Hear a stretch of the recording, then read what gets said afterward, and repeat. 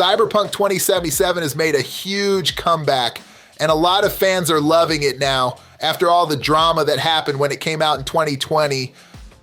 CD Projekt Red really stepped up their game and fixed a lot of bugs and glitches with their updates. Truth is, the Phantom Liberty DLC is awesome and shows how much the game has improved. But Cyberpunk 2077 is almost done, since Phantom Liberty is the last big story DLC we're getting. So CD Projekt Red needs to keep the hype going for the Cyberpunk universe without starting a whole new game from scratch.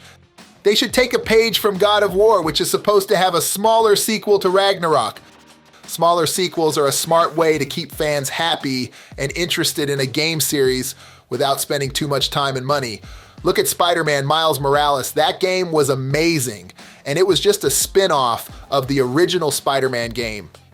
Smaller sequels can tell cool stories that add to the main games without being too ambitious or risky. The God of War series is getting a lot of attention lately because people think there's going to be another game after Ragnarok, which comes out next year. Some fans think this new game will wrap up the story of Ragnarok and maybe let them play as different characters. Who knows when the next big God of War game will come out, so a smaller game in between might be a good way to keep the fans happy. Cyberpunk 2077 is in a similar situation, with Phantom Liberty being the last story DLC for the game. The next Cyberpunk game is probably a long way off, since it took 8 years for 2077 to come out after it was announced. CD Projekt Red doesn't want to lose the momentum they have with Phantom Liberty and Cyberpunk Edgerunners. A smaller game that follows up on 2077 could be a smart move. Cyberpunk has a rich world with a lot of history and places to explore beyond Night City and what 2077 showed us. A smaller game could take advantage of that and tell a new story with new characters, but still have some connection to 2077. Hey, did you hear about the Cyberpunk sequel that's in the works? Yeah, it's true. CD Projekt Red confirmed it last year, and it's called codename Orion. Apparently, they want to make it as awesome as the Witcher series, which got better and better with each game. How cool is that? One of the big shots at CDPR, Colin Walder, spilled some beans about how they're planning to do that. He said they're going to tell a story set in the 2020s when Johnny Silverhand was at the top of his game.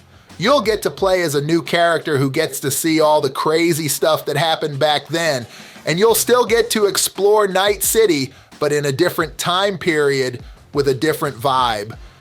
They'll probably reuse some of the stuff from Cyberpunk 2077, but hey, why fix what ain't broke, right? Of course, this means they won't have much to show us for a while, since they're also working on The Witcher 4 and Phantom Liberty just came out, but I'm sure it'll be worth the wait.